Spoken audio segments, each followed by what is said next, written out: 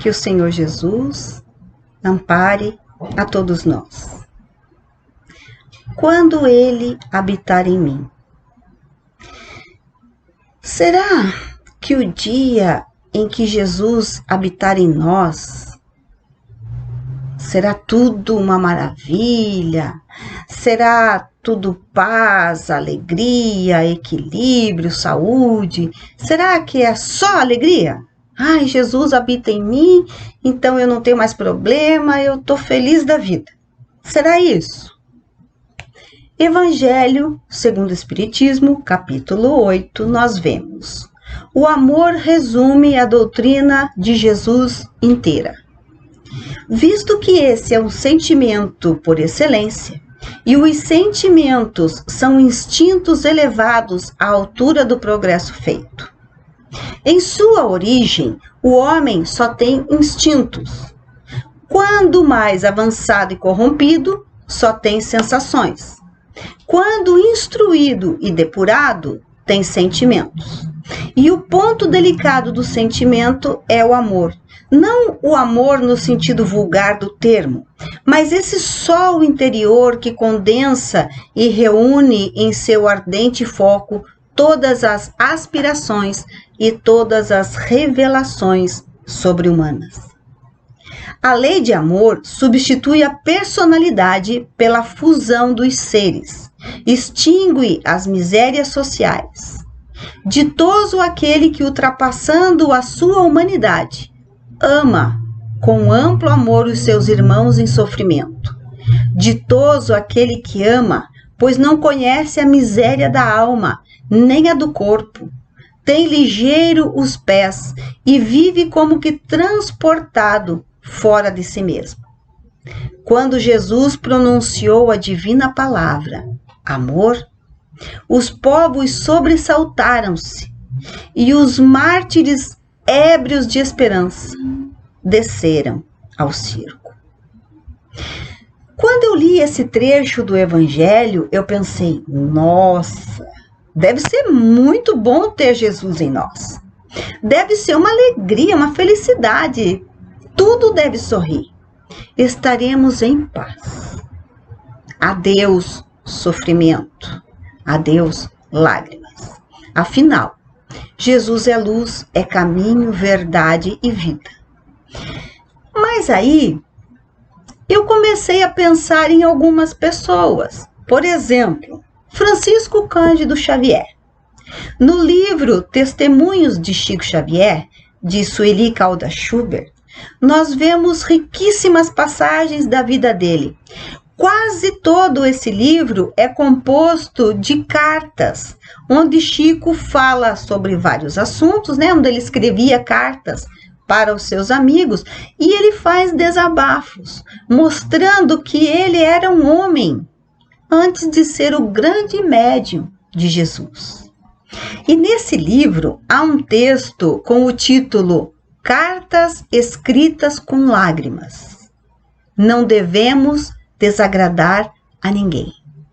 E está escrito um pedacinho da carta, diz assim: é muito triste, o Chico dizendo, é muito triste vermos companheiros com tantas expressões de cultura evangélica, quer dizer, com tantos companheiros com conhecimento teórico de religião, arvorarem-se em lutadores e combatentes sem educação. Logo que houve o agravo da sentença, aqui nessa carta o Chico estava falando sobre o caso Humberto de Campos. Aí ele diz, logo que houve o agravo da sentença, observando a agressividade de muitos, escrevi mais de 50 cartas privadas e confidenciais aos amigos da doutrina, com responsabilidade na imprensa espírita, rogando a eles me ajudarem por amor de Jesus com o silêncio e a prece, e não com defesas precipitadas. E confesso-te que algumas dessas cartas foram escritas com lágrimas por mim, tal a desorientação de certos amigos que facilmente se transformaram em provocadores e ironistas, esquecendo os mais simples deveres cristãos. Essa fala de Chico me preocupou um pouco. Se um grande trabalhador do Cristo como o Chico passa por isso, eu tremi. Mas continuei empolgada, né? Para trazer Jesus para dentro de mim. Aí eu fui pensar em Irmã Dulce. Irmã Dulce, ela foi uma grande religiosa na Bahia e em 1988 ela foi indicada ao Nobel da Paz. Em 2000, ela recebeu do Papa João Paulo II o título de Serva de Deus. Durante mais de 50 anos, ela dedicou-se aos doentes, pobres e necessitados. Ela tinha uma saúde frágil e um grave problema pulmonar, isso caminhando para o final da vida, que a impossibilitava de fazer mínimos movimentos. Ela não conseguia respirar pelos menores movimentos. A vida dela era sentada numa cadeira muito desconfortável. Mas aí também eu lembrei de Martin Luther King. Ele viveu o preconceito na pele. Negro, nascido em 1929 em Atlanta, na Geórgia. Aos 5 anos ele aprendeu que ele não podia sentar ao lado do seu amigo na escola porque ele era negro. Por volta dos 15 anos, ele queria comprar um sapato, foi até a loja, e o vendedor pediu para ele ir para os fundos da loja, porque os negros não eram atendidos na parte da frente. E a história nos conta dos muitos sofrimentos e humilhações pelos quais passou. Mas também nos conta o muito que esse homem trabalhou, pastor e grande líder, e ele conseguiu muito por todo um povo.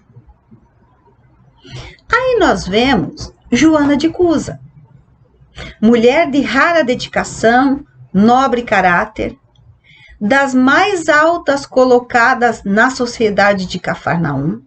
Ela era casada com um intendente. Intendente é um administrador de Herodes Antipas, era chamado de Cusa.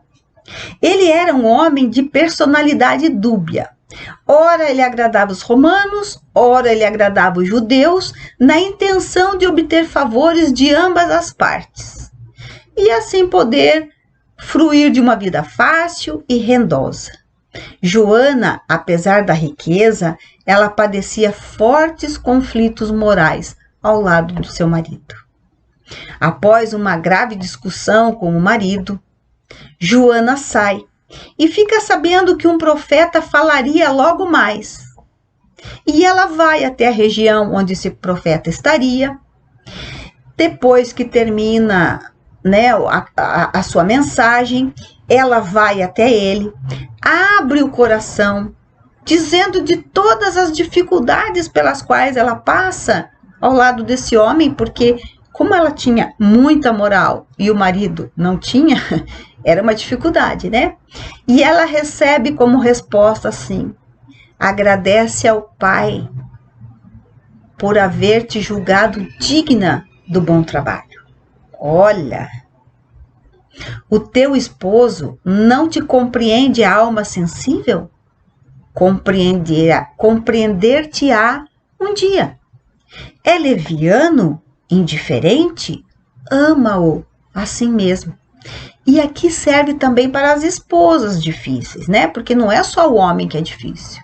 Muitas vezes o homem é extremamente íntegro e a esposa é complicada. Então aqui serve para qualquer um dos dois. E ele continua: não te acharias ligada a ele se não houvesse para isso uma razão justa. Então não é por acaso que nós estamos unidos a pessoas complicadas. E aqui não precisa ser só marido e esposa. Pode ser algum outro familiar. E ele continua, ele diz assim: não te acharias ligado a ele se não houvesse razão para isso. Servindo-o com amorosa dedicação, estarás cumprindo a vontade de Deus. Deves, pelo Evangelho, amá-lo ainda mais. Os sãos não precisam de médico. E Joana responde: Mestre, vossa palavra me alivia muito o espírito atormentado. Entretanto, eu sinto dificuldade extrema para fazer um entendimento recíproco no meu lar. Em outras palavras, né? Ela está dizendo assim: olha, eu estou entendendo o que o senhor está falando, mas não é fácil. Eu entendi o que o senhor falou, mas não é fácil. E aí Jesus responde: sê fiel a Deus, amando o teu companheiro do mundo, como se fora teu filho. Não percas tempo em discutir o que não seja razoável. Deus não trava contenda com as suas criaturas e trabalha em silêncio por toda a criação. Vai, esforça-te também no silêncio e, quando convocada ao esclarecimento, fala o verbo doce ou enérgico da salvação, segundo as circunstâncias. Volta ao lar e ama o teu companheiro como um material divino que o céu colocou em tuas mãos, para que moldes uma obra de vida, sabedoria e amor. Isso é interessante. Jesus diz que nós devemos amar o companheiro, a companheira, difícil, o filho, os irmãos, os pais, seja quem for. Fora as exceções de algumas mães que odeiam os seus filhos, que são casos muito pontuais, a maioria das mães amam os seus filhos, por pior que eles sejam, por mais difíceis que eles sejam. Então, Jesus está dizendo que nós devemos olhar o companheiro complicado como se fosse um filho necessitado. E quando nós fazemos isso, fica mais fácil. E ele diz também que nós não devemos, tudo que o outro diz, a gente rebater, a gente falar. Ele diz: treina o silêncio, fica quieto, só fale quando for convocado a falar, só fale quando for realmente necessário, e fazer isso de forma doce ou enérgica, dependendo da situação. Veja, o enérgico não é gritando, não é dizendo palavrões, é apenas sendo firme. Jesus disse: seja o teu falar, sim, sim, não, não. E ao ler sobre essas personalidades, eu percebi haver algo em comum em todas elas. Algo que o Evangelho disse: a lei do amor substitui a personalidade pela fusão dos seres. Quando o amor substitui a personalidade pela fusão dos seres, já não existe eu, somos nós. E ele continua, ele diz: extingue as misérias sociais. Ditoso aquele que, ultrapassando a sua humanidade, ama. O amor, ele gera entendimento, compreensão, resignação e humildade. Essas virtudes trazem paz, mesmo diante daquilo que nós chamamos de catástrofe, de calamidades. Às vezes o nosso lar está um caos, mas nós podemos estar em paz. Não é o lar que está em paz, sou eu, porque eu amo e eu entendo que o outro está ainda naquela fase rebelde, está ainda naquela fase egocêntrica. Eu entendo.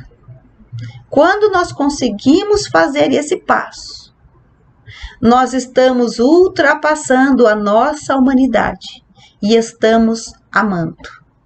Mas para chegar a esse ponto, é preciso acontecer conosco o que aconteceu com todas essas pessoas que eu falei ainda agora. É preciso cair em si. No livro de Emmanuel, né, Espírito Emmanuel, por Francisco Cândido Xavier, o Fonte Viva, no capítulo 88, ele chama Caindo em Si. E aí Emmanuel diz: Pedro, intimidado ante as ameaças de perseguição e sofrimento, nega o Mestre Divino. Entretanto, caindo em si, ao se lhe deparar o olhar compassivo de Jesus, chora amargamente e avança, resoluto para a sua reabilitação no postulado.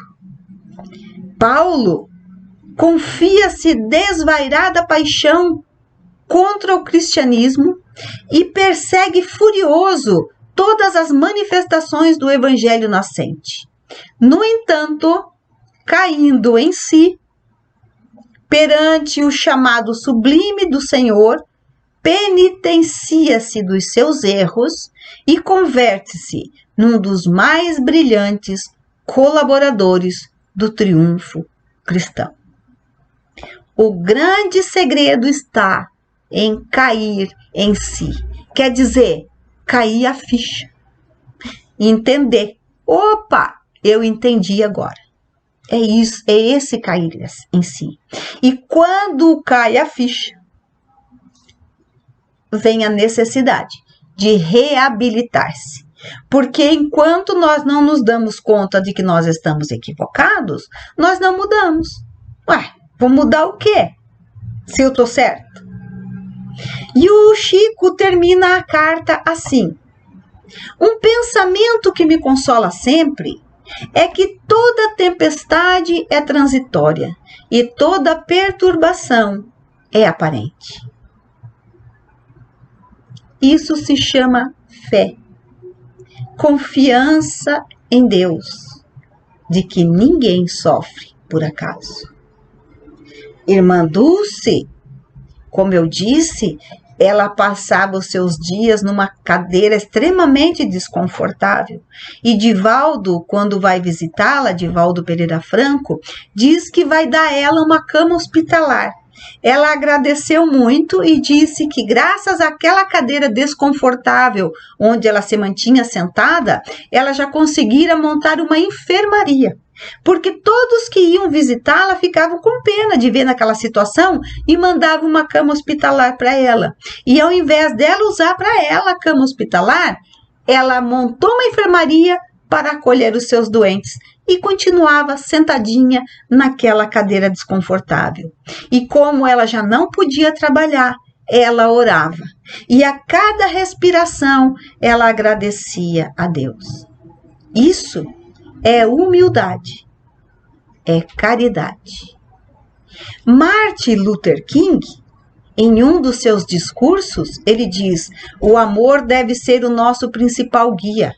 Ouvir Jesus. Amem os seus inimigos. Abençoe aqueles que os amaldiçoam e orem por aqueles que vos usam.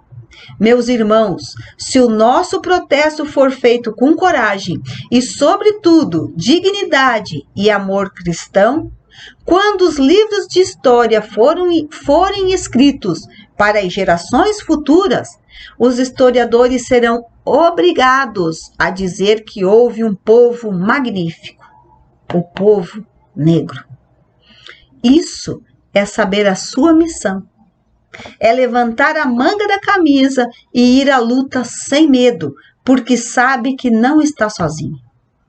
Isso é fé. Joana de Cusa viveu e sofreu muito com o seu marido. E ele acabou perdendo todas as regalias, acabou pobre, endividado, humilhado, e ele veio a falecer na miséria, deixando a esposa e o filho também na miséria. E ela, passando dificuldades, vai trabalhar na casa de uma grande dama da sociedade para manter o seu filhinho. Vai trabalhar de empregada. No ano 68, Joana e seu filho foram para os circos, porque ela era cristã. Foram morrer com os cristãos. E o executor um pouco antes de matá-la, ele disse que se ela negasse ser cristã, ele soltaria ela e o filho. E ele grita: abjura! Exclama o executor das ordens imperiais, no olhar cruel e sombrio. E a antiga discípula do Senhor contempla o céu, e sem uma palavra de negação ou de queixa, então o açoite vibra sobre o rapazinho, seminu. Era o seu filho, que exclama entre lágrimas: repudia Jesus, minha mãe. Não vês que nós nos perdemos? Abjura por mim, que sou teu filho. Ante os apelos desesperados do filhinho, Joana recorda que Maria também fora mãe, e vendo o seu Jesus crucificado no madeiro da infâmia, soubera conformar-se com os desígnios divinos. Então, possuída de força sobre-humana, a viúva de Cusa contemplou a primeira vítima ensanguentada, e fixando no jovem o seu olhar profundo e inexprimível na sua dor e na sua ternura, exclamou firmemente: cala-te, meu filho. Jesus era puro e não desdenhou o sacrifício. Saibamos sofrer na hora dolorosa, porque acima de todas as felicidades transitórias do mundo, é preciso ser fiel a Deus. Quantos de nós conseguiríamos ter essa fibra moral, vendo o filho pedir e nós dizer: cala-te? Jesus não merecia e passou. Que nesses momentos complicados de pandemia, nós possamos lembrar disso. Saibamos sofrer na hora dolorosa, porque acima de todas as felicidades transitórias do mundo, é preciso ser fiel a Deus. Emmanuel, ele continua, ele diz assim: a grande massa de crentes de todas as matizes, nas mais diversas linhas da fé, todavia reinam entre eles a perturbação e a dúvida, porque vivem mergulhados nas interpretações puramente verbalistas da revelação celeste, em gozos fantasiastas,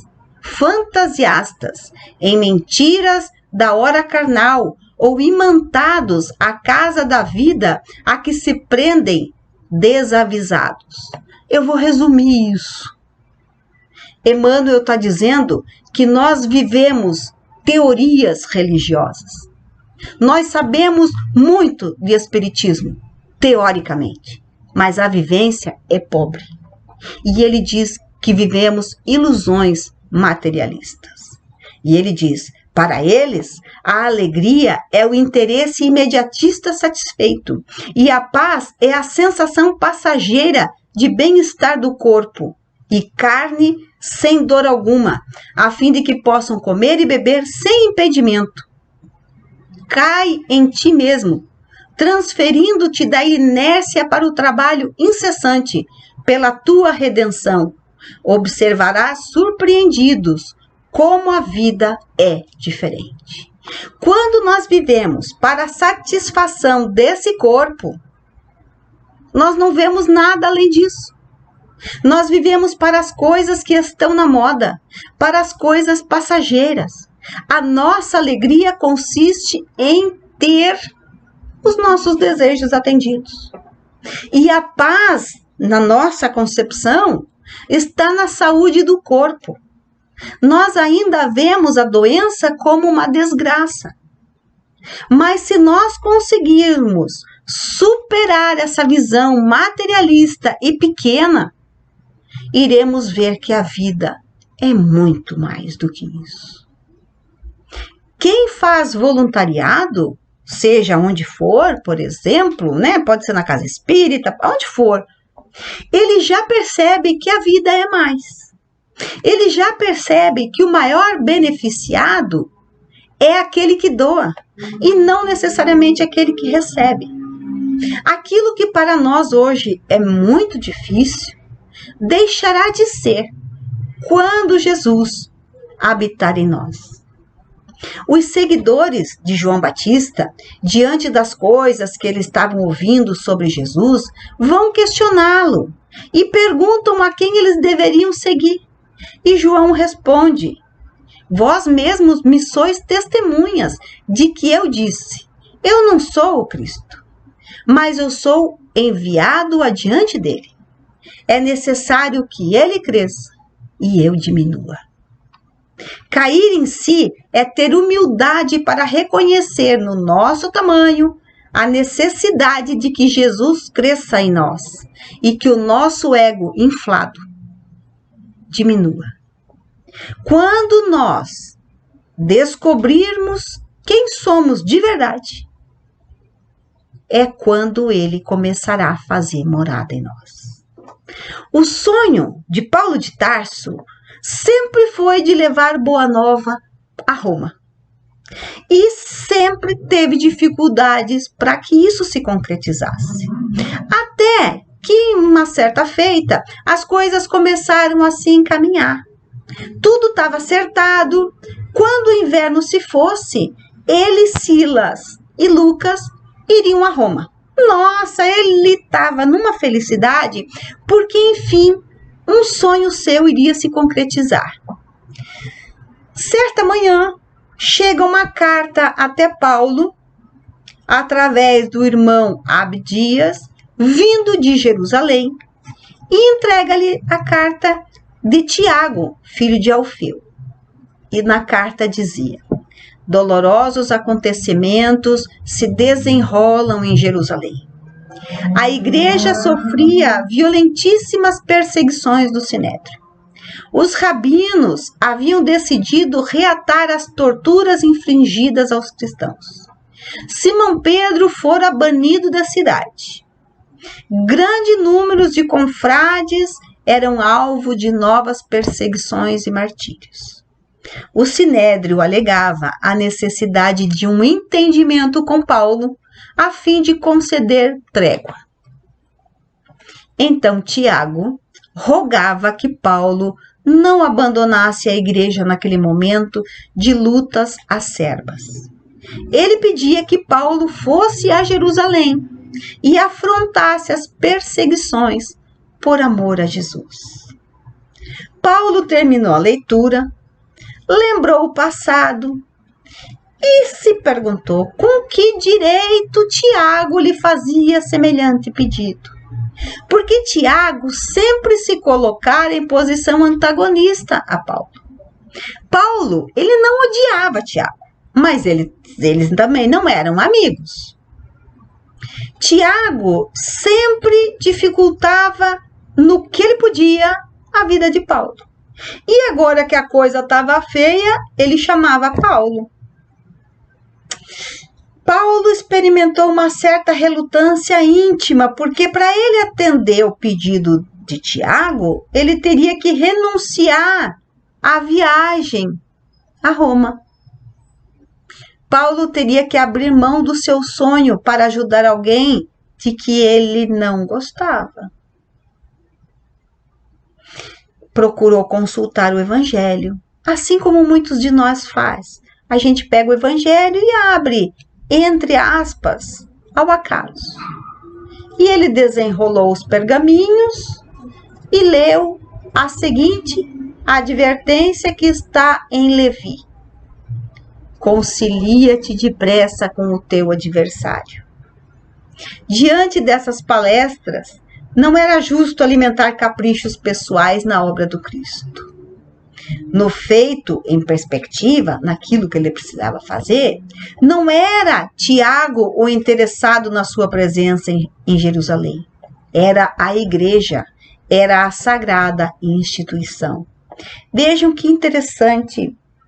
Paulo tinha essa dificuldade com Tiago, mas ele vai atender ao pedido de Tiago, porque na verdade não era a Tiago que ele estava fazendo o favor, mas sim a igreja, a instituição sagrada, a boa nova. Então, quando nós estamos envolvidos em graves conflitos, seja na família, seja no ambiente de trabalho, enfim, qualquer lugar, É preciso que nós tenhamos claro na nossa mente que todos nós reencarnamos para fazer ajustes, acertos, e que nós estamos inseridos no ambiente que fornecerá as ferramentas para este reajuste. Bezerra de Menezes, ele diz, com Allan Kardec, aprendemos o amor racional e deslumbramo-nos com a doutrina firmada na ciência e na razão. Temos compromisso com a verdade. Outra alternativa não existe senão viver Jesus neste momento de mamon, neste momento de loucura e de constrições perturbadoras. Prossegui, mantendo-vos coerente com as lições que vos empolgam a alma, e deixai que o Senhor da vida vos conduza com segurança ao sublime destino da plenitude. Esses tempos de pandemia está nos dizendo que é preciso aprender a amar. Quando Ele habitar em nós, não será mais possível comer além do necessário, sabendo que o outro não tem o mínimo. Quando Ele habitar em nós, não será possível termos um carro de 100 mil, enquanto o outro nem sapato tem. Quando Ele habitar em nós, não será possível ter um guarda-roupa abarrotado, enquanto o outro não tem um agasalho sequer. Quando Ele habitar em nós, não será possível voltar para casa, sabendo que o outro passará a noite ao relento. E nós vemos no Evangelho, através de Irmã Rosália, amai, portanto, o vosso próximo. Amai-o como a vós mesmos, pois já sabeis agora que, repelindo um desgraçado, estareis, quiçá, afastando de vós um irmão, um pai, um amigo vosso de outrora. Se assim for, de que desespero não vos sentireis preso ao reconhecê-lo no mundo dos espíritos? Desde o momento em que Paulo caiu do cavalo, às portas de Damasco, ele viveu de conformidade com as vontades de Jesus, a ponto dele dizer: já não sou eu quem vive, mas é o Cristo que vive em mim. Nesse ponto, Jesus já habita o ser. É a fusão dos seres, e essa fusão é total, já não há individualidade de amor. E ao ler sobre a vida dessas pessoas, uma coisa fica muito clara. Quando Jesus habitar em nós, a nossa vida não vai ficar mais fácil. Mas com certeza, ela será muito maior. Ela terá muito sentido. E isso acontecerá quando cada um de nós cair em si e abrir o espaço para que Ele faça um ninho em nossos corações. E para encerrar, eu trouxe um texto de Cora Coralina, intitulado Não Sei. Não sei se a vida é curta ou longa para nós, mas sei que nada do que vivemos tem sentido se não tocarmos o coração das pessoas. Muitas vezes basta ser o colo que acolhe, o braço que envolve, palavra que conforta, silêncio que respeita, alegria que contagia, lágrima que corre, olhar que acaricia, desejo que sacia, amor que promove. E isso não é coisa de outro mundo, é o que dá sentido à vida, é o que faz com que ela não seja nem curta nem longa demais, mas que seja intensa, verdadeira, pura enquanto durar. Feliz aquele que transfere o que sabe e aprende o que ensina. Obrigado pela companhia e até uma próxima.